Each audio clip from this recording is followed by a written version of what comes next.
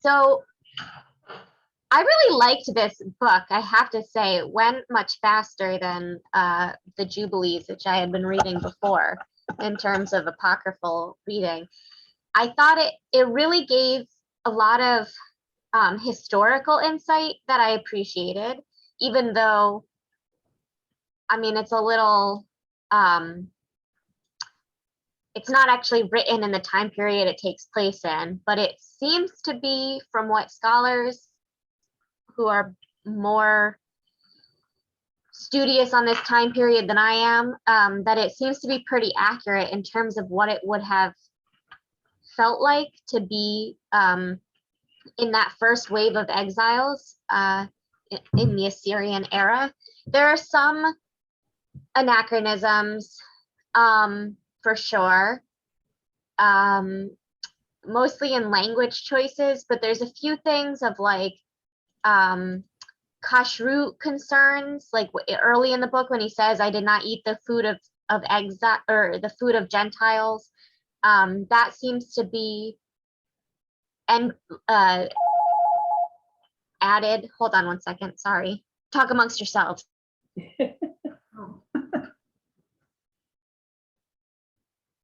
I've never had that happen before where the links didn't. That's because Rabbi's phone didn't work before. Now it works.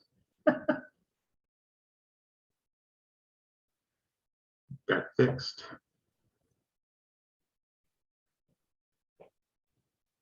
When I was looking, since I couldn't get into Rabbi's link, I Googled Tobit, and I found a lot of links for Christian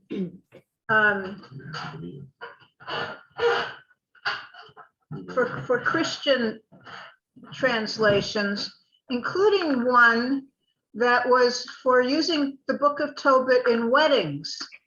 And I thought that was interesting especially after I read the book. I guess there are quotes you could take out of context that would be appropriate for weddings, but definitely out of context. There is a wedding in the book, but I hardly would think any bride or groom would want to compare themselves to this bride or groom. Right, exactly. Well, for the last wedding, for the 8th wedding, it was okay, and First 7 didn't work out too well. no, the first 7 didn't work out too well. So I worked at a hospital called St. Raphael's, named after the angel in this story. Ah, And Raphael. So I knew this story a little bit, and I knew he's the angel of healing. I didn't know anything about Raphael until this. But I kept trying to read it and kept falling asleep, so I never got My to father's Lithuanian name was Raphael, and then when he got here, it was Ralph. Ralph? Angel Ralph? I haven't heard that one.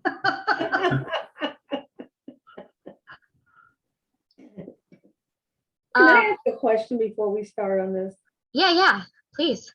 I have heard that Can you change? the Book of Maccabees is in the New Testament, To what? but I don't know if that's true.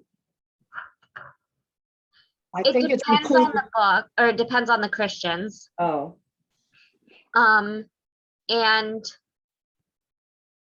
I don't know if it's listed in the New Testament. They have a section for intertestamental writings. So a lot of what's Apocrypha in the Jewish sense, like it was written by Jews, but in a post-biblical period for us. So it became scripture for the Christians. And so the Jewish annotated, this book that I've been using, let me tell you the Jews who are editing it, their names. Raphael. But they say, like, really, if not for the fact that the Christians, title page, that the Christians did preserve so much of it, it would probably be mostly lost. Jonathan Clowens and Lawrence M. Wills. Those are the Jewish scholars that edit this, but they use the New Revised Standard Version of the translations for the text, which is a Christian, it's an ecumenical Christian translation. But they say it's because it's of its ecumenical intent, it's pretty straightforward translation, and they trust it to be literal and not skewed. And also for so many of these, because there wasn't necessarily, because it wasn't canonized, I couldn't think of that word for a second, because it wasn't canonized, there isn't necessarily one agreed upon version of the text, especially for Jews. There might be in the Christian Bibles, but like, you know, we have the Masoretic text. So even though there have been scraps of Isaiah found in the Dead Sea Scrolls that may have slightly different word choices or whatever, we have one version of Isaiah that has been canonized and passed down for, you know, 1800 years or so. And so that's the only version we have.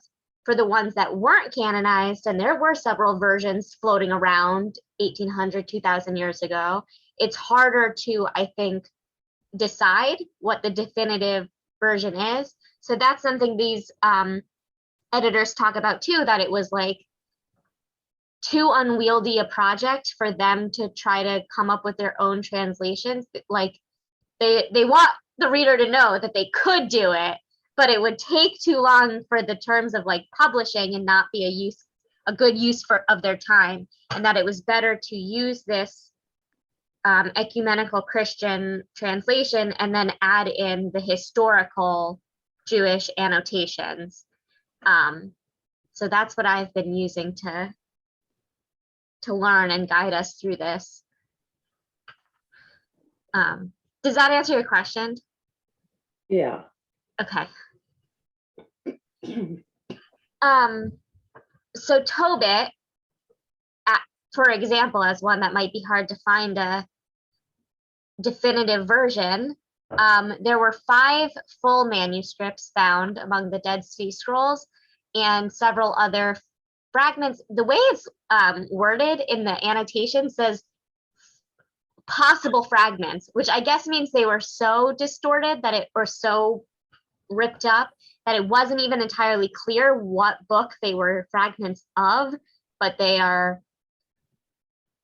assumed to be Tobit. They must, you know, not have that name because it's a pretty specific name.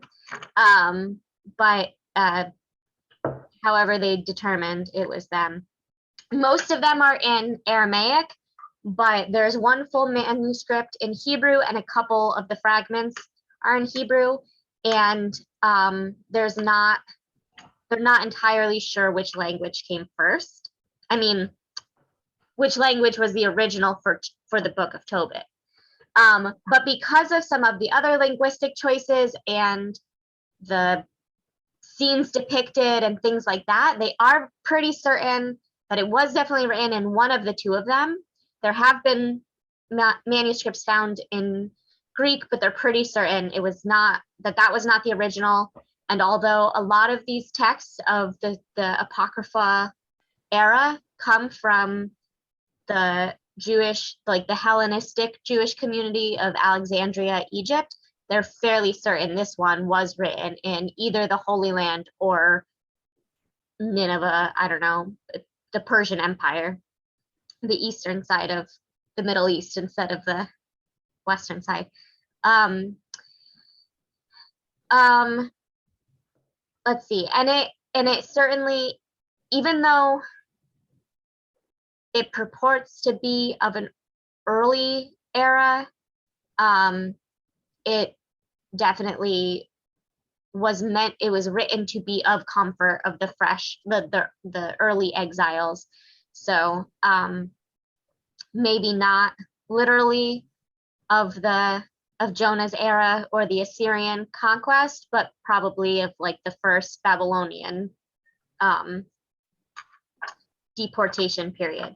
which also I wasn't entirely clear that there were two waves of deportation under the Babylonian Empire until reading in this book as well. Not in the Book of Tobit specifically, but one of the essays in the annotated Apocrypha explains that timeline a little bit better. And there was a first wave, and then the like vassal king that the Babylonians appointed also rose up against the Babylonians, and they had to do a second wave of deportation and crushing the Judeans. So also because of some of the rituals and terms used, the editors, the annotators here consistently refer to Tobit and his community as Jewish, which would have been anachronistic for him, for the character, because he comes from the northern Israelite kingdom, which the word Jewish comes from the southern Judean kingdom, right? And the northern tribes were so mishmashed around that they were lost, that they would not have this like sense of having to marry within your tribe and maintaining your identity, and all of this was specifically not possible for the northern tribes. The Assyrians really did this with the population, so that they couldn't do that. But the Judeans had more of that ability under the Persians and Babylonians, so this was probably written by one of those sets of exiles, and for whatever reason they chose to kind of backdate it and give voice to their northern cousins that got washed away. Because that was definitely important to Tobit, to marry within Yeah, family, which I assume can be stretched out to tribe. right. Although that was in, oh, sorry, go ahead, Debbie. You looked like you were about to say something. For example, where would the Jews who ended up in India have come from? That's a good question. Their lore is that they got there by shipwreck. That they were not, I don't know, they were a group at like escaping from the Babylonian, either from the conquest in Israel or from Babylonia. I don't remember exactly, but it was from that time period, and they got shipwrecked in India. I don't know. That's their like mythos. I've not really looked into the historical accuracy of that. Their story and they're sticking to it. And they focus on Elijah versus Moses, so that's Right. different. Which would then, I mean, so that would support their mythos that they come from before the codification, the canonization of Deuteronomy as the highest law. I see. But yeah. Sorry, just curious. Yeah, no. It's very interesting, the waves of diaspora. So what was I gonna say? Oh, about the marriage though, another thing that's interesting and seems to it definitely points to something, but what it points to I'm not 100% sure. But that when either Tobit or I don't know, one of the father characters, I forget the father-in-law's name, but Ugh, what? That was the son's. Rogel? no, never mind, I'm wrong. It starts with an R, I forget. But they say that this marriage, that Tobias and Sarah are meant to be according to the laws of Moses. And they like definitely allude specifically to Torah here. But it's not actually a law in Torah to marry your closest cousin. It wasn't uncommon in the Torah by any means, but it's not like, you know, when they give the list of what's too close and what's too far, it's like, don't marry your sister, your aunt, or a Moabite. And that's like kind of the extent of it. It definitely doesn't give like preference for how close a cousin it should be, which is clearly a concern in this family, which then they attribute to the Torah. So that's interesting where they derived that. I thought that it was the part about not marrying a Moabite, a foreigner, and that he lucked out in that he found his cousin, but that's the way I looked at it. But it's alluded to that her previous 7 husbands were also Israelites, but they weren't of the tribe of Naphtali. Okay.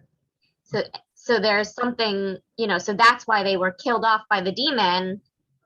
But I don't know, that's not. So the demon was working for the law of Moses? Is that what? The demon is right. Well, you know, there is so demonology is not necessarily my, I haven't looked into it a lot, but I do find it interesting. And I did listen to a podcast, which has since ended, about it. And there is halakha that for demons, like there are specific laws that the demons have to follow that are sometimes distinct from human mitzvot, but they have like their own code. It's like pirate law, you know, like just because they're outlaws from our sense doesn't mean they don't have their own internal guidelines. So anyway, so it doesn't, there's not actually a basis in any written Torah law.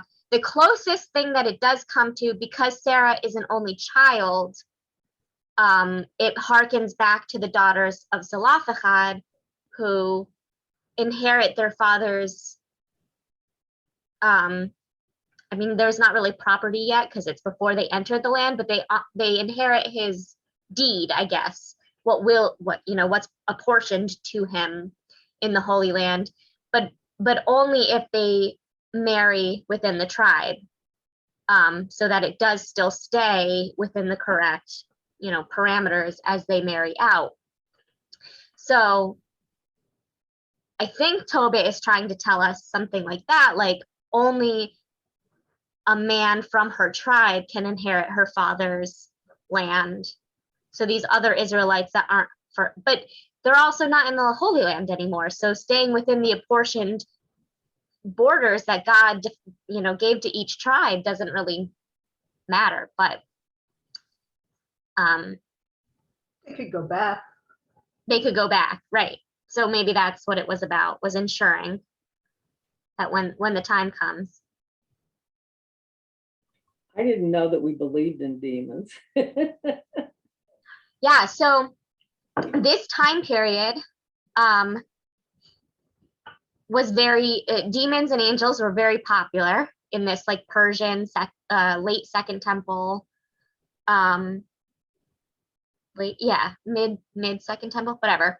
In this era, angels and demons were very popular, and even up until like the early rabbinic age, the Josephus, who wasn't a rabbi, but he was of that, early, what's definitively into history. He writes a little bit about angels and demons. It's occasionally in the Talmud, the demons more than the angels, to be honest, in the Talmud, but, because they're so concerned about halakha, and they want to tell you what laws are for men, what laws are for women, and what laws are for demons. But yeah, so I don't know what, I guess, I mean, certainly the Haskalah, the Enlightenment era, did away with any lingering, but it seems like it didn't even stay in popularity that long, like way before Enlightenment. It's kind of fallen out of, like Rashi doesn't talk about them. So I'm not sure.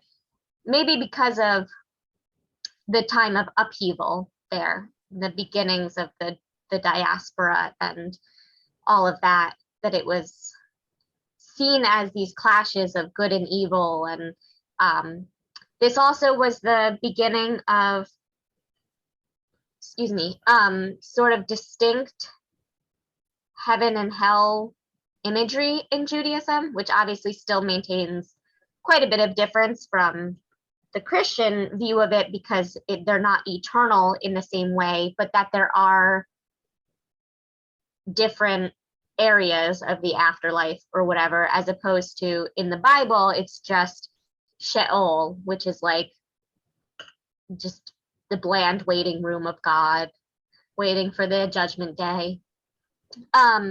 So a lot of that starts to emerge. And I don't know a lot about angels either, to be honest. Like Mom was saying, she was aware a little bit of Raphael. Said it in New Haven. From what? That's how we said it in New Haven. Raphael? Yeah. Yeah.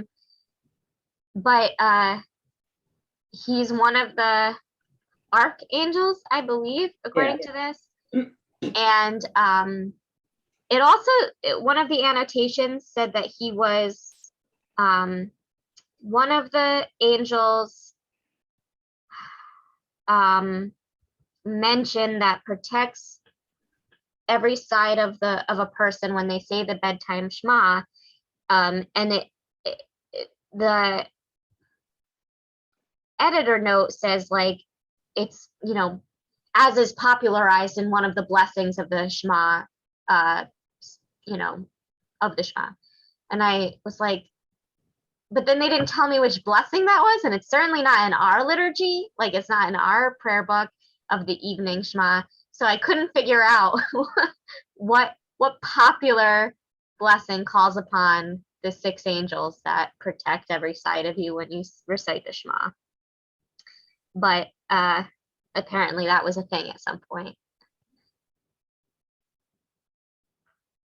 Well, when you were talking about that, some of these, you know, books are in the Christian Bible. Yeah. But not canonized in the Jewish Bible. So it would make sense that the Catholic, well, maybe it would make sense, I don't know, that the Catholic hospital, the nun whose job it was to promote the healing ministry of Jesus Christ at the hospital, knew this story and when I heard her tell the story, she said it was an Old Testament story, but it's not. Not really. Not really. Well, it might be in her Old Testament, Right. but it's not a Tanakh story. Right. Although some of the scholars do think that that it might have been written with the intent of being in the Tanakh. That its style is very biblical, and that the fact that this points to the possibility that it was written in Aramaic first, which, as I said, the scholarly community is not agreed on this, but the ones that think Aramaic did come first believe that then the Hebrew translation was prepared with the intent of being put in the Tanakh. But that it didn't make it because the rabbis, the Masoretic people, were uncomfortable with the fallen angels specifically, which I'm not really sure why that would be your line if you're also writing in the Talmud about demons and archangels. The Nephilim are like, I mean, they're named in the Bible itself, in the Parsha Noah, and then the name Nephilim means fallen ones. So you don't have to do a whole lot of extrapolation to get to the stories about the fallen angels there. It's in their name. I don't know why that's a red line. Anyway, that's the theory. But yeah, I liked learning about Raphael. I didn't know about him before. Did anybody else have any other questions about?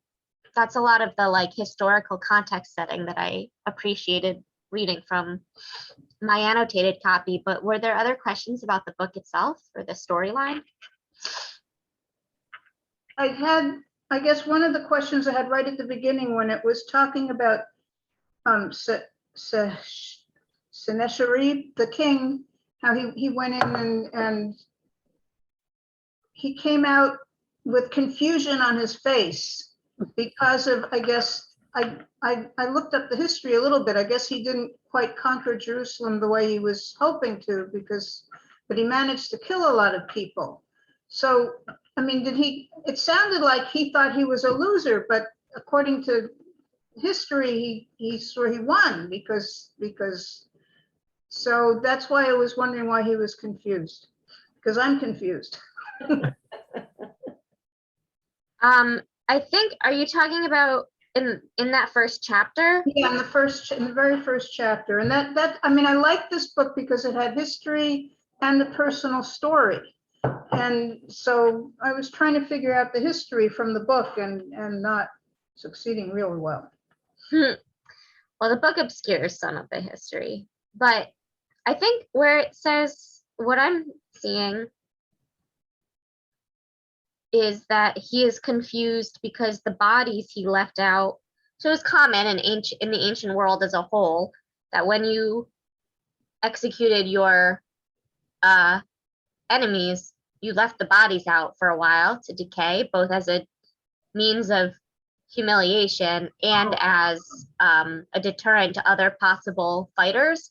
But then Tobit is secretly running out at night and burying them. Okay, so So that's he's what confused because the bodies aren't where he left them. Okay, I didn't put Which I that have to say, I would be confused about that too. because it said the confusion of face that the Lord God of Israel had smitten him in the, shoot, my translation is over on the side, so I can't see what it says. Wherewith he reproached and blasphemed God, and therefore he killed a lot of people from the congregations of Israel, exceeding Yeah. many. So that was all because of Tobit burying people, huh? Yeah.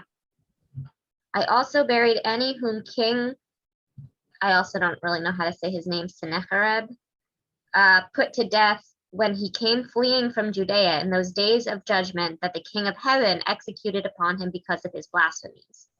For in his anger he put to death many Israelites, but I would secretly remove the bodies and bury them. So when Sennacherib came looking for them, he could not find them. Okay. So he did come out the winner of that, despite the fact that he was mad at God.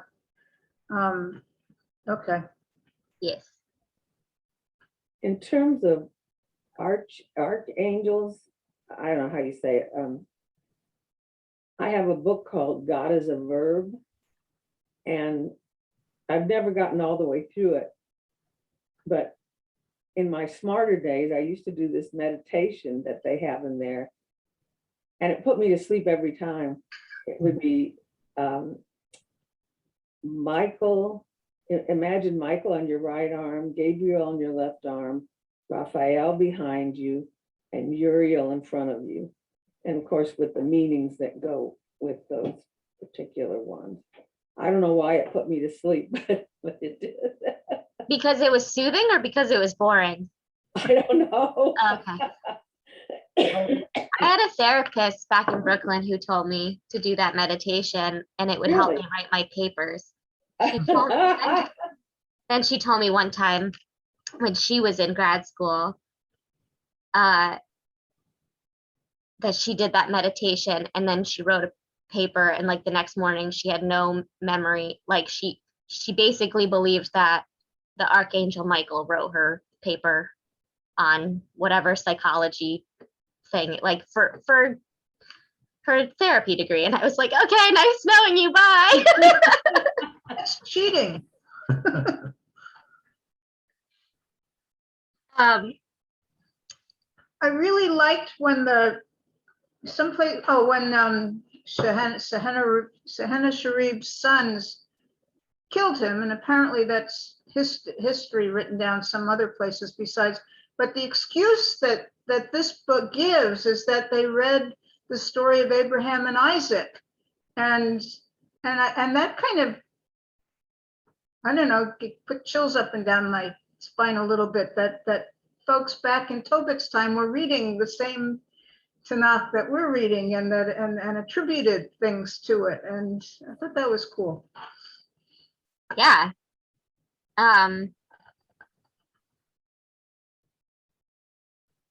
Yeah, there's a few things like that in here. So besides his reference to the law of Moses, there are some other points where the various characters mention specific kings and prophets of Israel. When he first talks to his son, he said, or his father, no, is it him? Yeah. He talks to his son, and then his son calls him. He returned and said, "Father," and I replied, "Here I am, my child, Hineni." So there, that's that callback to Abraham and Isaac as well. Yeah, there's a few. And when the sons of Sennacherib kill him, they flee to the mountain of Ararat, which is where Noah's Ark lands. So there's a few. And Ahikar, son of my brother Hanael, he's also, we don't know for sure if Ahikar is a historical person, but there are other stories in this Persian era and period, non-Jewish stories of Ahikar and his son Nadin or Nadav, depending on which manuscript you have. So the author of this book surely would be aware of that, and for whatever reason wanted to make that character Jewish, connecting him to Tobit, making this familial connection, even though in origin Ahikar is not Jewish or Israelite, but was a significant story of like morality and learning your lesson. There's like a near death. His son tries to kill him, but then they are reconciled. I don't know. It's got some themes that are universal for like learning morality in a violent world.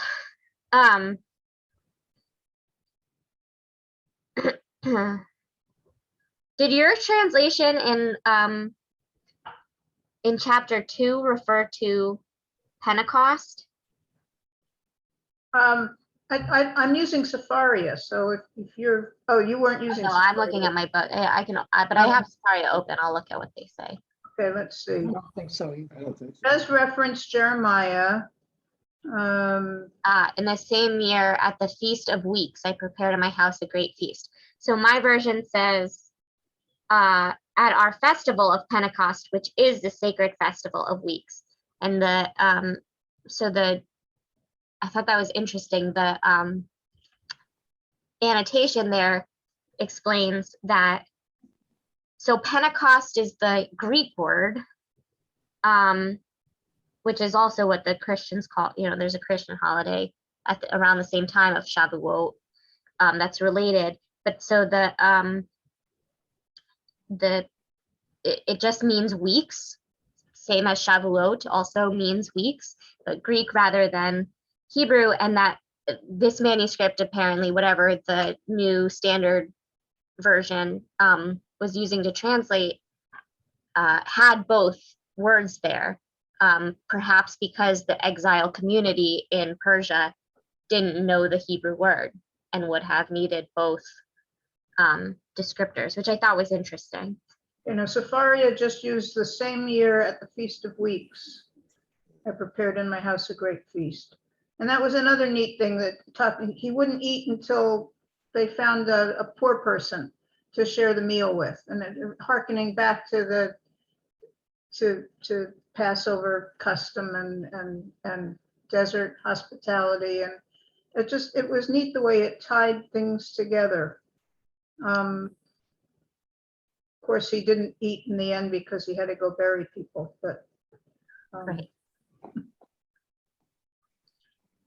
Yeah. He's so concerned with his piety.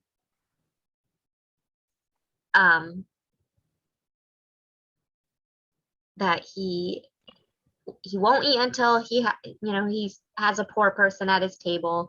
He gives his tithes to the poor, the converts, and the priests. Who's the first tithe? Yeah, the sons of Levi, the priests, the sons of Aaron. And then to the poor, and then to the converts of Israel, which is also an interesting phrase. I guess because they don't inherit from the land if they're not of a tribe. And he wants us to know that he goes, or back before the exile, that he went to Jerusalem to offer his tithes and sacrifices, even though he lived in the northern kingdom after the split, and generally northerners did not go to Jerusalem. There was not so much peace between the two nations all the time. And all of that, and then the burying of the dead. So he's very kind and wants us to know. And then he, at one point, toward the end, on his deathbed, part of his testament to his son is the golden rule. That's the first. This is the earliest I think I've seen it written, because even with its latest date of like 25, sometime in the 1st century BCE, that's still 100 years ish before Jesus or Hillel, 50 to 100 years. So I don't know. Those are who I consider, like, that's who I think of when I hear that which is hateful to you, do not do unto others, or do unto others as you would have them do unto you. But this is, he says it, a whole generation before. I thought that was interesting. Again, just the morality is very clear here. Well, that interests me because between the time my father was buried in Springfield, Illinois, and my mother, who chose to be cremated because she couldn't stand the thought of worms eating her body, the whole Jewish area of the synagogue had been taken over by the conservative rabbi. There's only a Reform and conservative in Springfield. What was Orthodox is gone. But clearly he has an Orthodox bent, because we didn't pay to have a rabbi come do it, because Jeff has done those services many times. And then at the end, he was in so much pain before his back surgery that he had Benjamin pick it up, and he went over it with him. So, but the rabbi, when I talked to him, wanted to make sure that I knew that we did it on a Saturday. And he never said anything about the cremation, but I can't remember what he said. But it's still along the lines of, it has to be done a certain way. And I was so shocked, and of all places, Springfield, Illinois, that they would pick that up from whenever. Clearly back a long, long way. Yeah, I think a lot of Jewish cemeteries still have feelings about cremation, though. It's definitely gotten more common and allowed, but it's not just the Orthodox that will be weird about it. Although I did have an Orthodox rabbi call me once and try to guilt me into not doing a funeral for someone who wanted to be cremated because the deceased wanted to be. Her children were okay with it. They asked me to do the funeral. I said sure. And then the deceased's niece found out, and she's Orthodox and was really upset and had her rabbi in Brooklyn call me and try to tell me to turn down. I was like, they're not gonna not cremate. Like they're not gonna not like ignore their mother's will just because they can't find a rabbi to do it. So I don't know who this serves.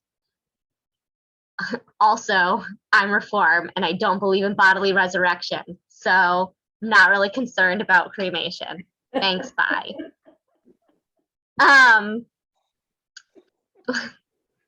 If there was bodily resurrection. Do you Yes. do you think it matters whether you've been in a crypt eaten by worms, to use Debbie's term, for 100 years or been burned? I mean, wouldn't the miracle be that you were resurrected? Yeah. One would think. There's also like, in Orthodox, we've gotten a little off Tobit, Yeah. but as long as we're here, there's in Orthodox burial practices as well, there's a custom that if you have like a limb amputated, you have to be buried with it so that when you are resurrected, you will be resurrected with the limb. And it's like, okay, the limb is already off your body. So the miracle is that it can be reattached, but only if it's in the same box with you. Why is that the limit we're putting on God? I don't understand. Where do you keep it for all? God knows how many years. Yeah. Right. It's related to Rabbi Shmuley's idea about the piton. If it's cut off before you get the etrog. I bought the Lulavan etrog from the Chabad this year, and he was telling me that he just had a new baby, and ordinarily he orders an etrog without the piton because that way nobody is guilty of breaking it off. But it still, according to their rules, makes it non-kashrut. But he didn't see it that way. He saw, and it was a nice thing that he was doing, but still, it's sort of the same thing. It somehow, I'm not sure how, but it is. Oh, right. Yeah. Whew. Okay. There was this little story in here about his wife Hannah earning a kid for her wages, and Yes. and he did not, and he said, well, you stole it, give it back. And no, I didn't, I earned it. And it harkened back to so many stories in the Tanakh where the woman is doing one thing and people assume the worst of whatever she's doing. But at least he felt sorry at the end that he didn't believe her and begged for forgiveness, at least for God. He didn't beg for forgiveness for her that I could see, but I thought, oh, But you're she- right. He doesn't. I guess I inferred that because he felt bad that he must have apologized to her. But you're right. It totally isn't in the text. Speaking But I of like the way she didn't just sit still and take it. She said, where are all your kindnesses and alms, which and all I know is your reproach. And I thought that was it was very human. It was a very human marital argument there. Yeah. Well, they always thought the worst of women. And what about witchcraft? Isn't there something about witchcraft? I don't know if there is in this. There often is. But the annotation on their argument says the old Latin version provides a fuller treatment, but the Greek version of both Tobit and Job are similar, including details of their wives working outside of the house. Close echoes here with Judah's false accusation of Tamar in Genesis 38. There's a theme of righteousness working outside the home. And the parallel there may account in part for the strangeness of this episode, that it was like a copy paste situation that didn't fully fit. Probably the women's work alluded to was weaving. And that young goats are a rare delicacy, so she must have really gone above and beyond in her weaving, and beside earning her wages was given this young goat. Yeah, our translation says, did work for women and weaved curtains for others. Specifically says that. But it is sort of a preamble to Sarah getting the blame for her 7 husbands dying. So it's sort of, I mean, it's got a lot of literary connections and stuff. I really like this book. Also, the rapprochement of Sarah. So it has echoes again of several other stories in the Tanakh. I especially thought of Peninnah teasing Hannah in the beginning of Samuel. But it's not even a sister wife or sister. It's one of her father's maids, and not to get all classist, but like, what is the maid doing making fun of the lady of the house? Like, that's not a usual.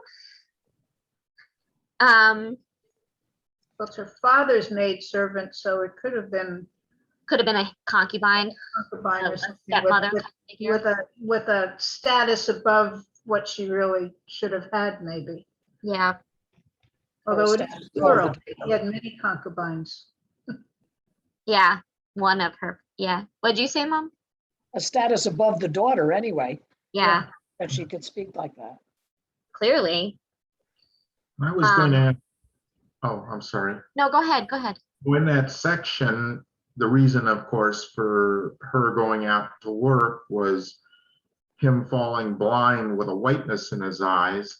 Right. And that made me think cataracts or something. And I was wondering the reasoning here for why he got that. Is there any commonality with other stories in the Tanakh or anywhere? Because I assume cataracts were pretty common. People were all outside all the time, and I just was wondering if cataracts have ever been referred to other places and reasoning behind why. No, it just says that they were well documented in Egyptian and Mesopotamian medical writings. So they were known, but it doesn't necessarily suggest that sparrow droppings were a common source. Okay. Although there is sort of, it says it's presented as a supernatural element in this story, but fungal pathogens in bird feces do cause blindness. So it might have been like an actual, like it's written in a more fantastical, weird way for the story, but that it wasn't uncommon perhaps for working in the farms and getting bird droppings on your head.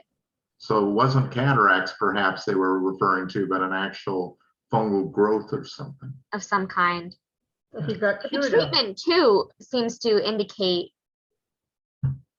it says he peels the white film off once he's got the ointment that Raphael teaches the son to make.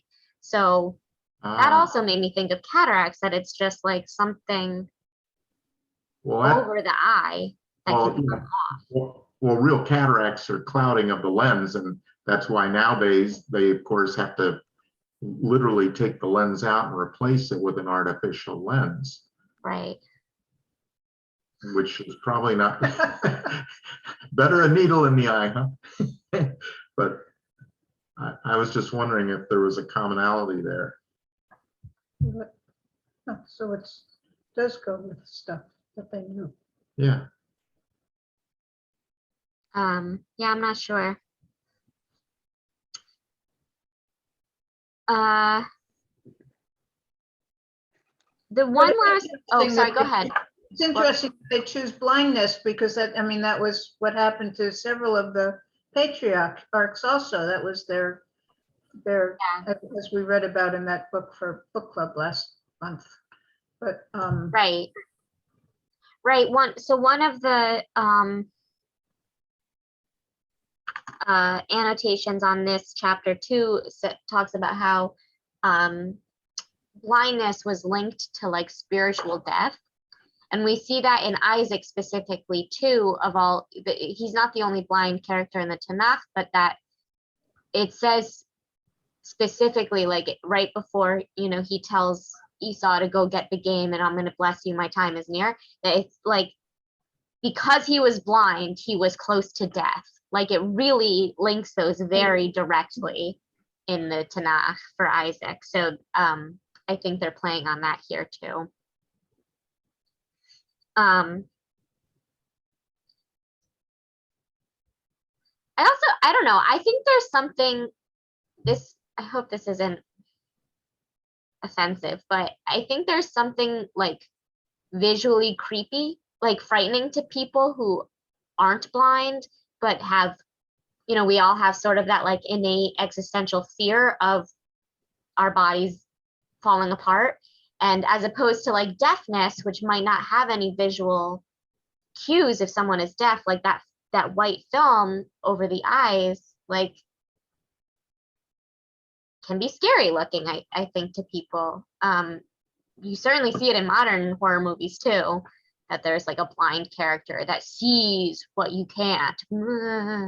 I watched one last night, if you can't tell.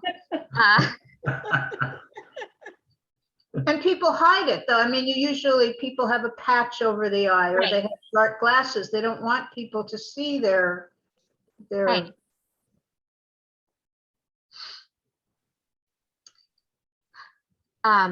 So the last note that I had is the dog.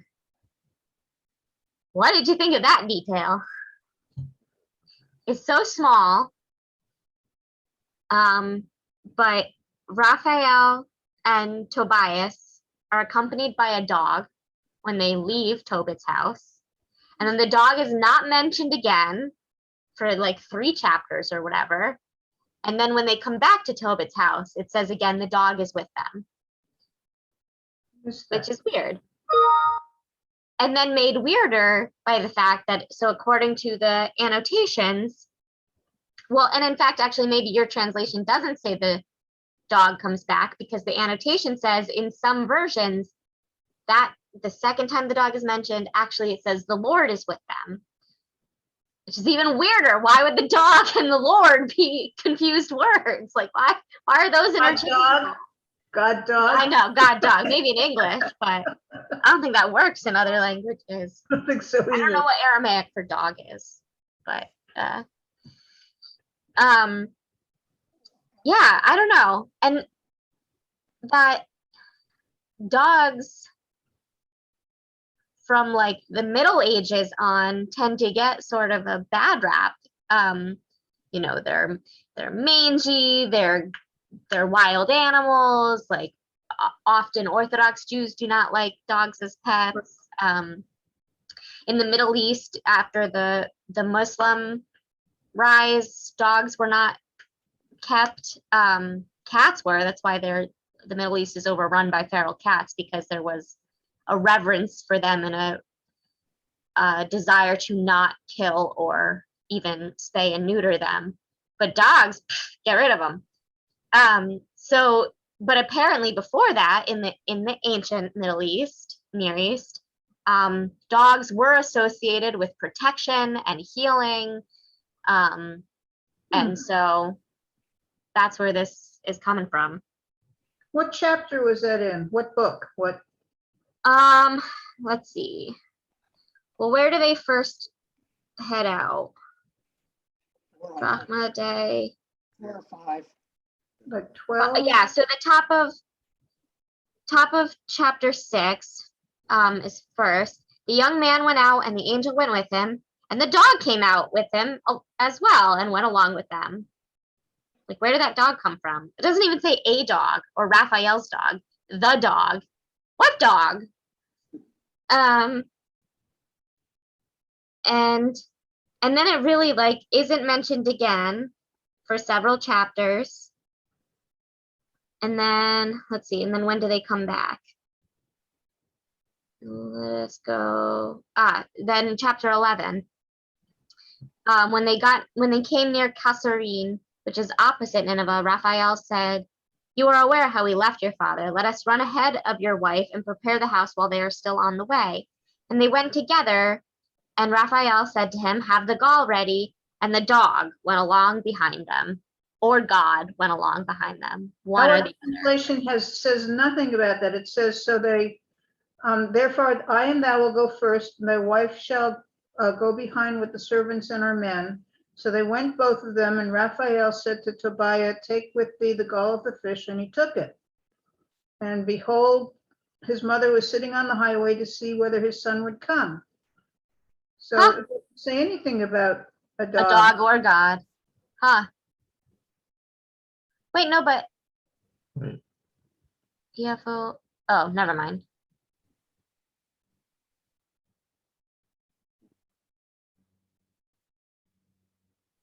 I'll go back and look and tell you I'm wrong when I find it, but I don't remember that at all. No, I'm looking at the Hebrew on Safaria now too to see if it's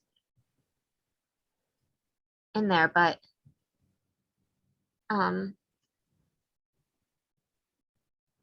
verse 4.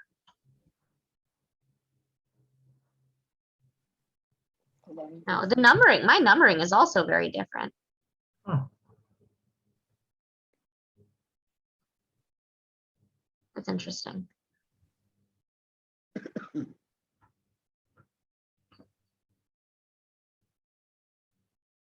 Huh, okay.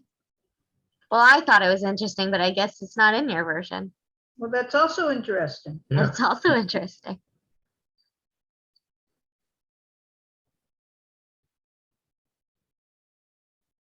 And he took it.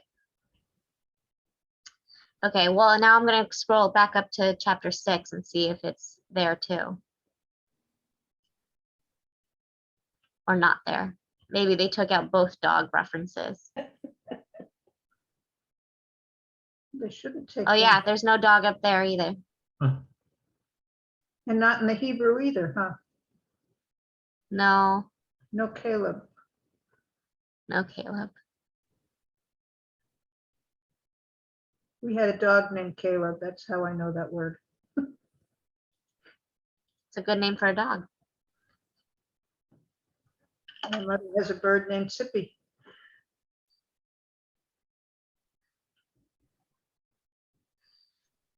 So that is the Book of Tobit. Ooh, temple. Okay. So while you were on the phone, I did mention that when I was looking in Google for translations that were not Christian, and there were a lot of Christian translations of it, but one of them was specifically for weddings. And I guess if you pulled things out of context, there may have been a phrase or two that would be nice in a wedding ceremony, but in general, it was sort of odd. Yeah. Well, I mean, there is the idea of the bashert is used a lot in the relationship between Tobias and Sarah, in that he falls in love with her from afar. My annotators make note of that too. They're the only ones to do that. But then once they're married, we don't see them speak at all. Oh, I guess he tells her to pray before they consummate to make sure that they have expelled the demon. I don't know. Well, he does have a lot at risk I- here. She's not risking anything. I could understand that, yes.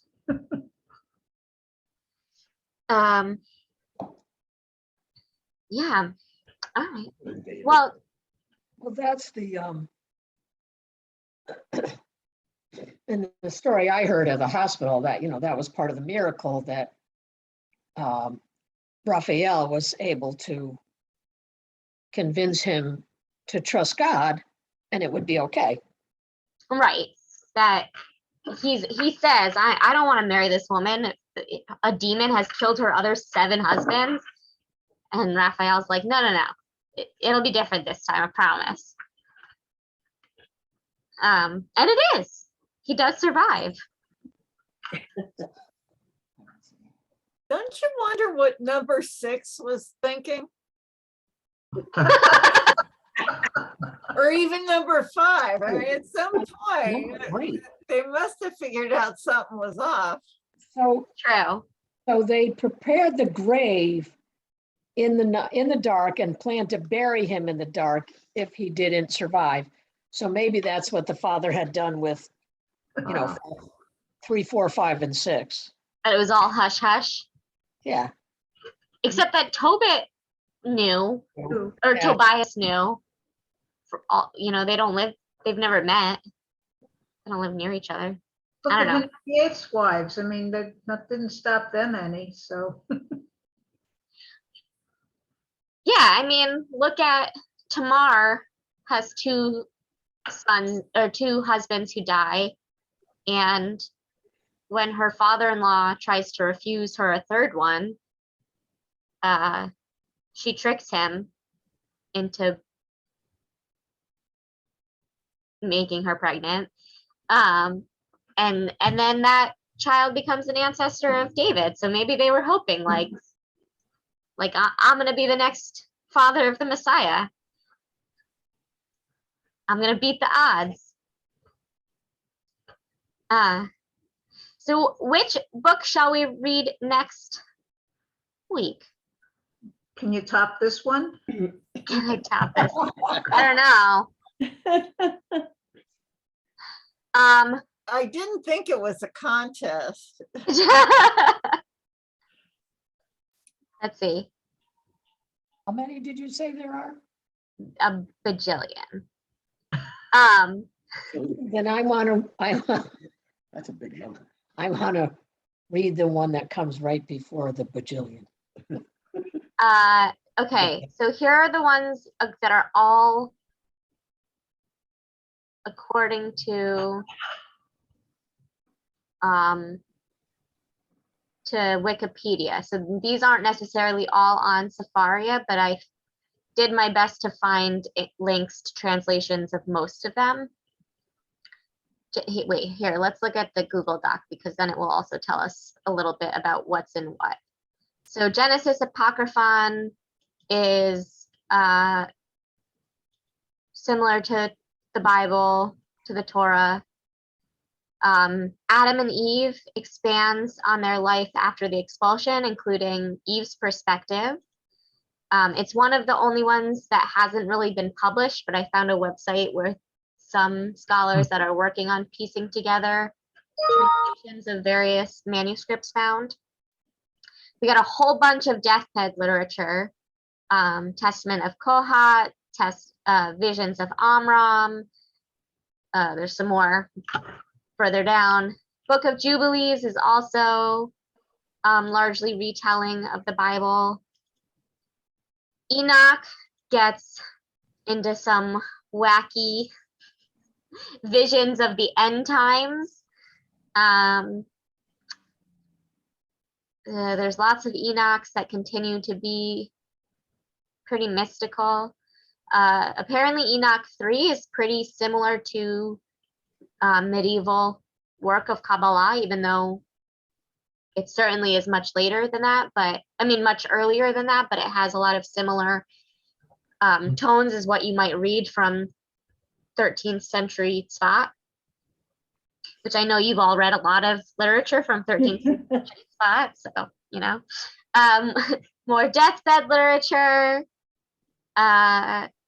Apocalypse of Abraham includes the midrash of Abraham smashing the idols, which I was interested to learn that has other sources besides the rabbinic midrash. But then it also goes into prophecy of the end times. Joseph and Asenath, they're not 100% sure if this one is of Jewish origin. It's been found in in like in Alexandria, in places that had heavy Jewish populations with other Jewish apocrypha, but they're just not so sure about it. But it is sort of similar to Tobit in that it also talks about a bashert couple and like falling in love before you've met and all of that. We've got some wisdom literature style, prophets, proverb type, lost psalms. Those would be probably pretty quick to read because they're just the poetry.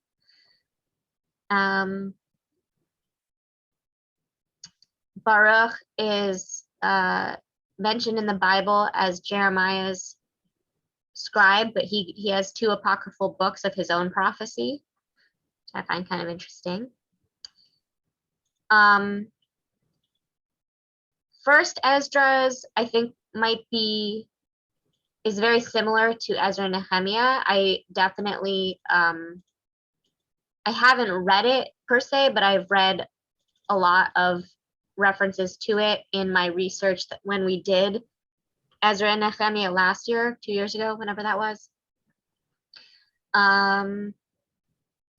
Additions to the Book of Esther. It's just a couple extra chapters that aren't in ours, but it contains more prophecy. And actually, I mentioned this before, that whereas a lot of the Apocrypha give more voice to women than what made it into the Tanakh, the Book of Esther actually gives more voice to Mordecai in the apocryphal version, the Greek version. So, Okay, not that one. not that. Sarah has a lot of intrigue for people. And then we talked about a lot of these Hanukkah adjacent ones last week, but didn't actually look at the text. If anyone wants to dive in there, we've got Judith, Maccabees, 1st, 2nd, and 3rd Maccabees, 4th Maccabees, Megillah, Antiochus. Yeah. And then oracles, I don't know. So those are some options.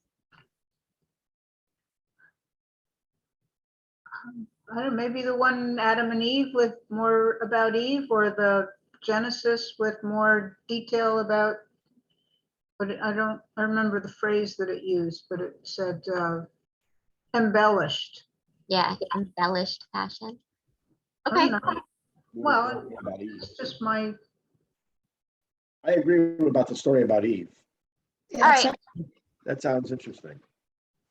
Wonder if it's anything like Lucifer. What? Wonder if it's anything like the TV show, Netflix show Lucifer. Oh, I don't know. I haven't watched it. But synoptic presentation of the text.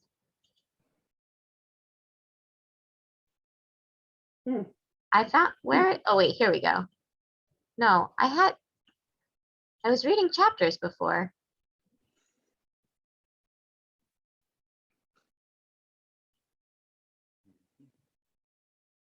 This looks like it's just Genesis. 1, 2, 3. Yeah. Manuscript. Is that what I want?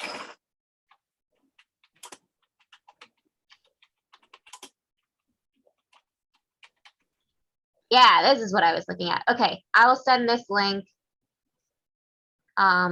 with the recording from today. And then Debbie can also put it out in the e-kibitz if people besides the 5 of us want to join next time or something. okay. Okie doke. Okay, thanks. Thanks, Thank you. everyone. See you next time. Okay. Take care. Have a good week. Bye. You too. Bye.